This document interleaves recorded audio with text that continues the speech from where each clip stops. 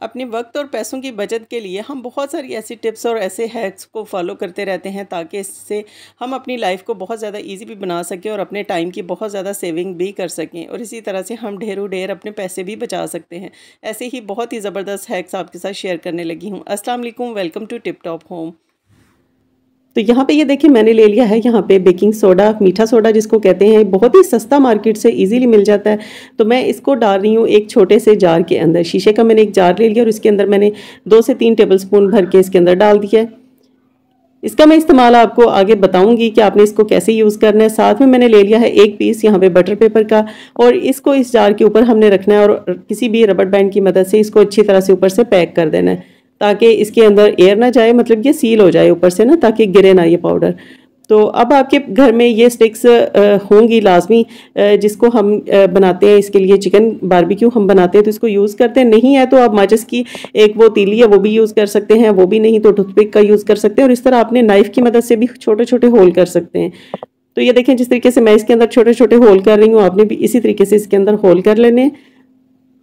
और ये करने के बाद आपने इस जार को रख देना है अपने फ्रिज के अंदर। आप फ्रिज के अंदर फ्रिज के डोर में भी रख सकते हैं और इस तरीके से जाली के ऊपर भी इसको रख सकते हैं। इससे आपके फ्रिज में से स्मेल बिल्कुल नहीं आएगी और बहुत ही फ्रेश एयर रहेगी उसके अंदर। तो चलते हैं अब टिप नंबर 2 की तरफ। तो यहाँ पे अब जो टिप नंबर 2 है वो है प्याज के हवाले से, कि प्याज तो हम नॉर्मली बहुत सारे खानों में यूज़ करते हैं और जल्दबाजी में हम इसके छिलके इसको छीलने के बाद काउंटर टॉप के ऊपर ही फेंक देते हैं। अब बंदा खुद ही सोचे कि अगर खुद ही हमने मिस करना है तो साफ़ भी तो हमने खुद ही करना है, तो क्यों ना पहले ही थोड़ी सी समझदारी से काम लिया जाए। तो जब भी आपने प्याज को छीलना है, आपने आलू छीलने हैं, लहसुन छीलना है, तो आप कोशिश करें कोई सी भी टोकरी या फिर कोई सी भी एक्स्ट्रा जो प्लेट है वो रख लें और छिलके सारे उसके अंदर ही गिराएं, ताकि बाद में आपको किचन का जो है वो इतना ज़्यादा काम ना करना पड़े और बहुत ही आसानी के साथ आप ज़बरदस्त तरीके से अपना खाना झटपट तैयार कर सकते हैं। तो ये देखिए यहाँ पे छिलके मैंने सारे प्लेट में डाले और counter top neat and clean है। टिप नंबर 3 की तरफ चलते हैं। तो इस तरह की टोकरी हमारे घरों में लाजमी होती है, हर घर में होती है, जिसमें हम आलू, प्याज और लहसुन को स्टोर करते हैं।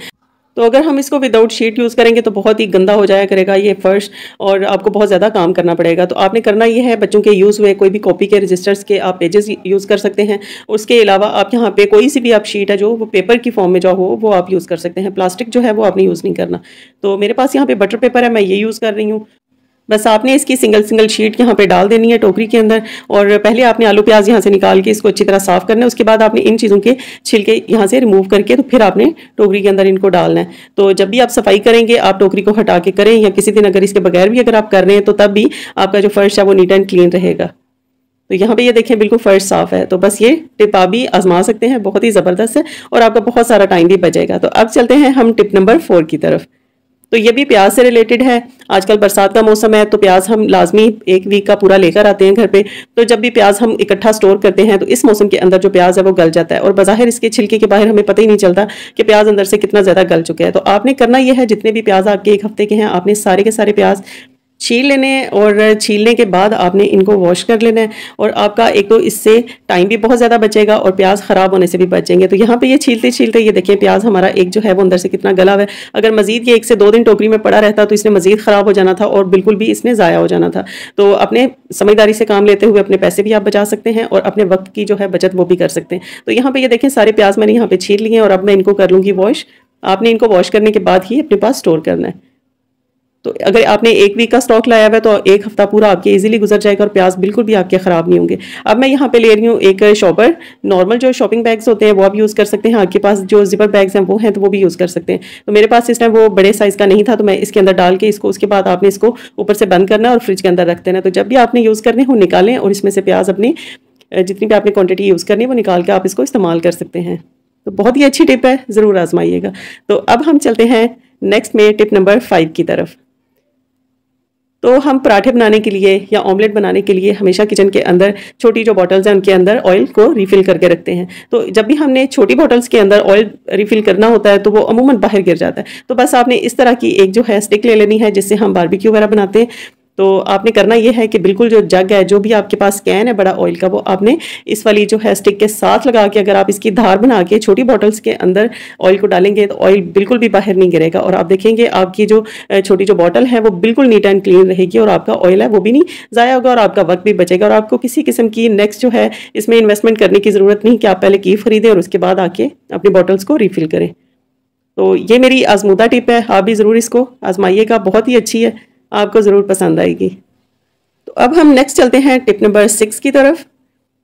तो ये लेमन और लौंग के मतलब है। आपने करना यह है कि आपने हाफ़ लेमन ले लेना है, और लेमन आपके पास पुराना है या बिल्कुल फ्रेश है, जो भी है, और लौंग आपने अच्छी क्वालिटी के लेने हैं जिनका फ्लेवर जो है, खुशबू बहुत स्ट्रॉन्ग होनी चाहिए। और यहाँ पे मैंने एक लेमन लिया है, इसको मैंने हाफ़ कट कर लिया है, और उसके बाद हमने इसके अंदर इस तरीके से सारे जो लौंग हैं वो इस तरीके से हमने इसके अंदर सेट कर देने हैं।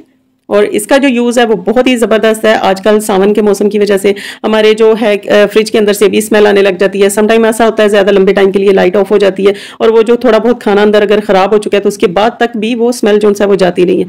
तो आपने बस करना ये है कि सिंपल आपने हाफ लेमन लिया, उसके अंदर इस तरीके से आपने लौंग है वो काफ़ी सारे वो लगा देने हैं, और इसकी सेटिंग के बाद आपने इसको रख देना है अपने फ्रिज के अंदर। इसको आप फ्रिज के डोर में आप एक कॉर्नर के अंदर इसको रख दें, और आप यकीन जाने इतनी अच्छी इसमें से जब भी आप फ्रिज खोलेंगे खुशबू आएगी कि हर चीज़ आपको बहुत ही फ्रेश फ्रेश सी लगेगी, और फ्रिज में से किसी भी किस्म की स्मेल भी नहीं आएगी। तो चलें अब चलते हैं अब टिप नंबर 7 की तरफ। तो ये बहुत ही कारआमद जो टिप मैं आपके साथ शेयर कर रही हूँ कि हमारे जो है गर्मियों के अंदर, स्पेशली या सर्दी है या गर्मी है, जब भी हम काम करते हैं हम बहुत ही रफली तरीके से अपने जो बाजू हैं इनको ऊपर इस तरीके से फोल्ड कर देते हैं, और नतीजा ये निकलता है कि अच्छे खासे हमारे साफ सुथरे प्रेस हुए जो हमने कपड़े कैरी किए होते हैं उनके बाजू जो हैं वो बहुत ही ख़राब लगते हैं, क्योंकि उनके अंदर सलवटें बहुत ज़्यादा पड़ जाती हैं। तो यहाँ पे मैं आपके साथ बहुत ही ज़बरदस्त एक तरीका शेयर करूँगी, तो आप किसी की हेल्प भी ले सकते हैं, किसी बच्चे से कह के भी आप ये काम अपना करवा सकते हैं। तो आपने करना यह है, बहुत ही नीट तरीके से आपने बड़े ध्यान से अपने बाजू हैं जो कमीज़ के उनको कर लेना है फोल्ड, और इसके बाद आपने कोई सा भी रबर बैंड ले लेना है जो थोड़ा लूज हो, बहुत ज़्यादा टाइट आपने रबर बैंड यहाँ पे नहीं लगाना,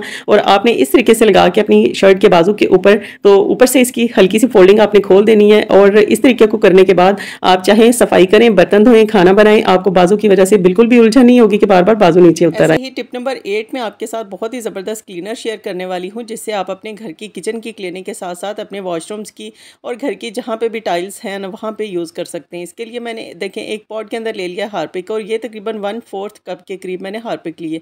इसके अंदर 2 चम्मच भर के मैं मीठा सोडा डाल रही हूँ, जो कि चिकनाई और दाग धब्बों को बिल्कुल काट के बाहर फेंक देगा। और साथ ही मैंने डिश वॉश लिक्विड ऐड किया। आप चाहें तो डिश वॉश लिक्विड की जगह पे यहाँ पे सर्फ का यूज़ कर सकते हैं, या फिर लिक्विड डिश वॉश जो जेल हम यूज़ करते हैं उसका यूज़ कर सकते हैं। अब देखिए कितना ज़बरदस्त इसका रिएक्शन स्टार्ट हो गया है, और कितनी ज़बरदस्त इसके अंदर ये फॉर्म बन चुकी है। अब ऐसे होता है ना कि हमारे घर पे बहुत सारी चीज़ों का ना डेली उनको इधर से उधर हिला के हम उसकी जगह की ना क्लीनिंग बहुत अच्छे से नहीं कर पाते।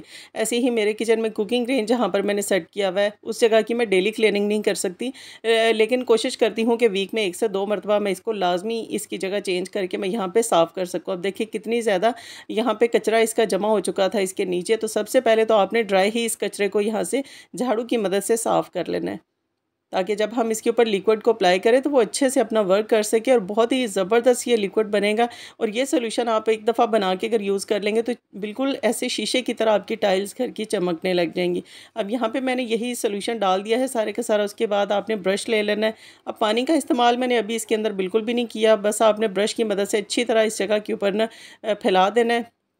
आप अपने वॉशरूम्स के अंदर, अपने रूम्स के अंदर जहाँ पे सामान काफ़ी टाइम से पड़ा हुआ है और आप उसको डेली नहीं हिला सकते ना, तो वहाँ पे भी इसको अप्लाई कर सकते हैं। ब्रश की मदद से इसको सारी जगह पे अच्छी तरह फैला के मैंने 2 से 3 मिनट के लिए छोड़ दिया था, और इतने में ये बहुत ही अच्छे तरीके से ये लिक्विड जो हमने बनाया था, ये फॉर्म जो हमने बनाई थी ना, ये बहुत अच्छे से वर्क कर चुकी है। अब इसके ऊपर मैंने थोड़ा सा पानी डाला है, और पानी डालने के साथ ही आपको यहाँ पे कितना ज़्यादा, यहाँ पे देखें कि पानी कितना काला हो चुका है। मतलब ये जितनी भी जमी हुई चिकनाई या धूल मिट्टी थी वो सारी की सारी बहुत अच्छे से क्लीन हो चुकी है।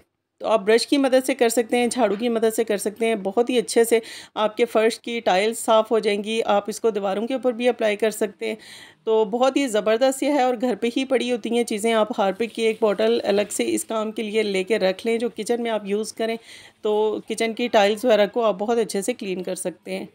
तो अब देखें ज़बरदस्त हमारा फ़र्श कितना क्लीन हो चुका है और कैसे चमकने लग गया। मैंने पहले भी रिज़ल्ट्स आपके साथ शेयर किए थे, ताकि अच्छे से आपके साथ मैं शेयर कर सकूं कि कैसे ज़बरदस्त ये अपना वर्क करता है। तो अब इसके ऊपर आप वाइपर लगाएं, उसके बाद इसको कपड़े से अच्छी तरह से ड्राई कर लें। बिल्कुल भी चिकनाई नहीं रहेगी आपके किचन की टाइल्स के ऊपर, फ़र्श के ऊपर, बहुत ही अच्छे से क्लीन हो जाएगा। तो रिज़ल्ट आपके सामने। सो वीडियो अच्छी लगी तो लाइक, शेयर और चैनल को सब्सक्राइब ज़रूर कीजिएगा। अल्लाह हाफ़िज़।